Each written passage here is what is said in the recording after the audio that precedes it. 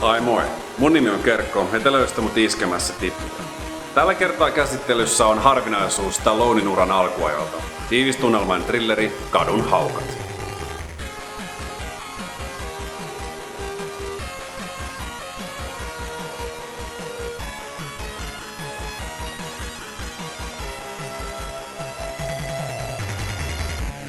Vuonna 1981 julkaistu Nighthawks on vaikeasti saatavilla. Siitä ei meinaa löytyä fyysistä tai edes digitaalista kopiota. Syynä lienee kädenlämpöinen menestys. Elokuva tienasi kyllä budjettinsa takaisin, mutta ei koskaan noussut samanlaiseksi klassikoksi kuin yhtä lailla inhorealistiset Taksikuski, Dirty Harry tai Kovaotteiset miehet, jonka jatko-osaksi käsikirjoitus oli alun perin kaavailtu. Kenties suuri yleisö ei osannut samastua elokuvan teemaan. Nighthawks käsittelee terrorismia Amerikassa, mikä oli tuohon aikaan vielä täysin vieras käsite. Elokuva haiskahtaa muuten vahvasti 70-luvulta, mutta temaattisesti se oli edellä aikaansa. Stallone ja Billy Dee Williams esittävät piinkovaa kyttäparia, joka puhdistaa New Yorkin katuja rikollisista kovin ottein. Siivousta kadut kaipaavatkin. Nyky näyttää tämän aikakauden elokuvissa totaaliselta kaatopaikalta, mikä tosin toisaalta sopii hyvin juuri tällaisiin rosoisiin rikoselokuviin. Hyppäämme saman tien tositoimiin, kun iltahämärän turvin operoiva rikollisjengi saartaa yksinäisen Irman. Roistoilu on kuitenkin luvassa jymy-yllätys. Hameen alla roikkuu jotain vähän ylimääräistä ja daami paljastuukin valeasuiseksi ja miespuoleiseksi etsivä Da Silvaksi. Stallone drag queen tekee elokuvasta heti kärkeen joko aivan mahtavan tai hemmetin typerän. Joka tapauksessa elokuva esittää vedätyksen aivan vakavissaan. Seuraavaksi suunnataan haulikot kourassa sulkemaan huumeoperaatiota. Tällä kertaa Williamsin esittämä Fox kyykyttää pahiksia. Hän tulistuu pahemman kerran nähdessään paikalla korruptoituneita poliiseja. Ja kun Lando Calrissian, The King of Cool, näkee punaista, niin ymmärtää, miten ryppyotsainen elokuva on tosiaan kyseessä. Da Silva onnistuu kuitenkin rauhoittamaan tilanteen. Now, calm down, Skeeter. They ain't hurting nobody. Viranomaisten voimankäyttö nouseekin yhdeksi Nighthawksin keskeisistä teemoista. Da Silva ja Fox siirretään terrorismin vastaiseen erikoisyksikköön. Sen johtaja opettaa poliiseille terroristien toimintamalleja ja väittää, että väkivallan voi lopettaa vain voimakeinoin.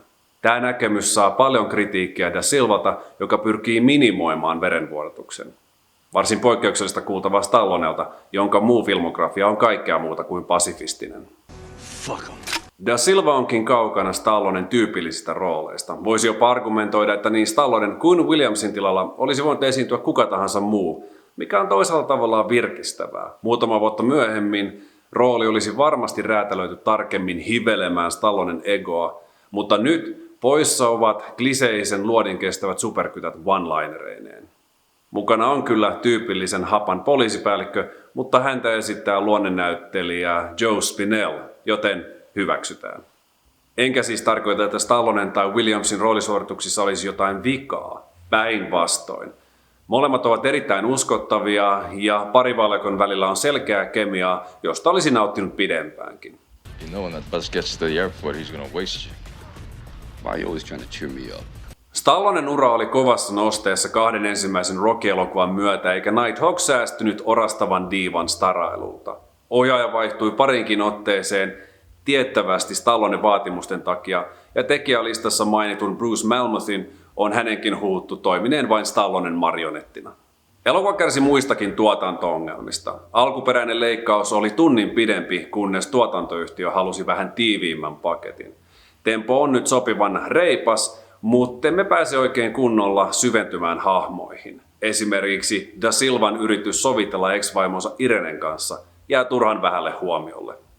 Aivan kuin kotimaan rikollisissa ei olisi tarpeeksi tekemistä, Da Silva ja Fox saavat vastaansa kansainvälisen terroristi Wolfgarin, jota esittää Rutger Hauer. Tämä on Hauerin Hollywood-debyytti, mutta hän on alusta lähtien kuin kotonaan kylmäverisenä superrikollisena.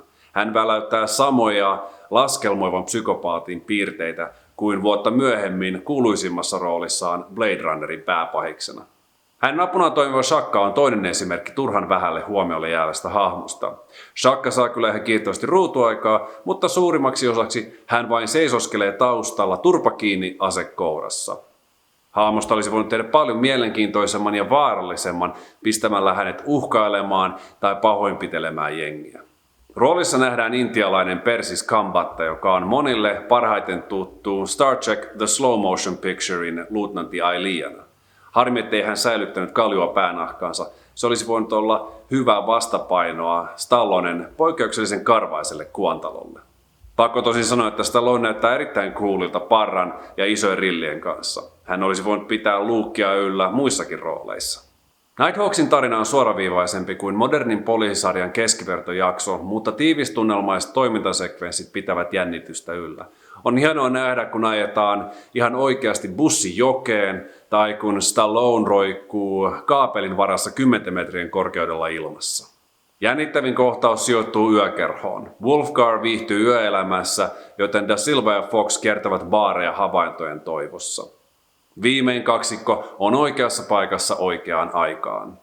Poliisit hivuttautuvat varovasti kohti epäiltyä. Tanssilattian tuntumassa väijymisen ansiosta saamme tervetulleen tauon Lalo Schifrin ja huonolla tavalla apinoivasta skoresta. Keith Emersonin skitsofreeninen Jazz Blues ei ole ikääntynyt hyvin.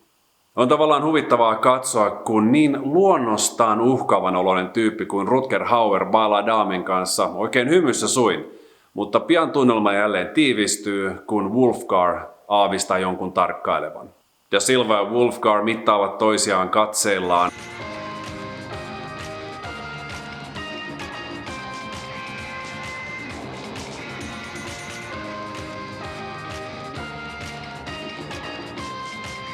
Kunnes tanssilattia muuttuu ampumaradaksi.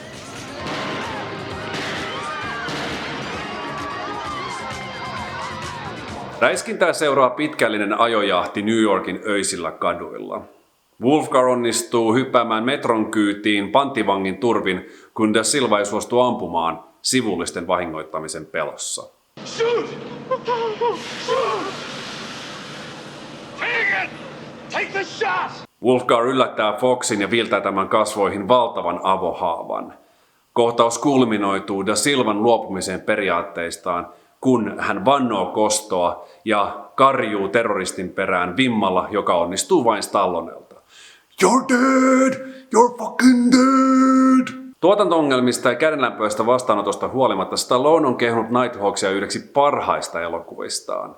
Se on ainutlaatuinen osa Stallonen tuotantoa, mutta kaiken hehkutuksen jälkeen Nighthawks on vähän mixed bag.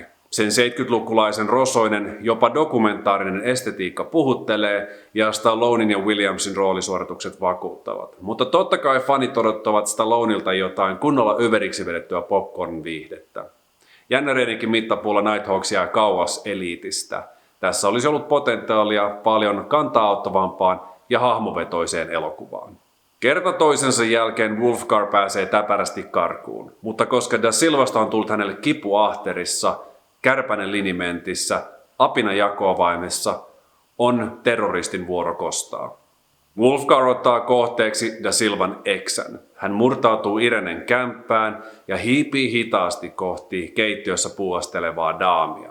Toinen kohtaus, jossa kasvataan jännitystä oikein tyylikkäästi. Aavemainen valaistus vain korostaa tunnelmaa. Mutta juuri kun Wolfgar aikoo hyökätä, nainen paljastuukin Da Silvaksi jälleen kerran valeasussa. Kunnon Norman Bates-meininkiä. Kamera tiivistää kummankin silmiin, kunnes sitten elokuva vain loppuu. Wolfgar kuolee, Da Silva istoutuu ruumiin viereen ja lopputekstit pärähtävät ruudulle. Ei epilogia, ei viimeistä hirteistä vitsiä, vaan pelkkä freeze frame ja the end. Kasku elokuva ei lopu kesken lause.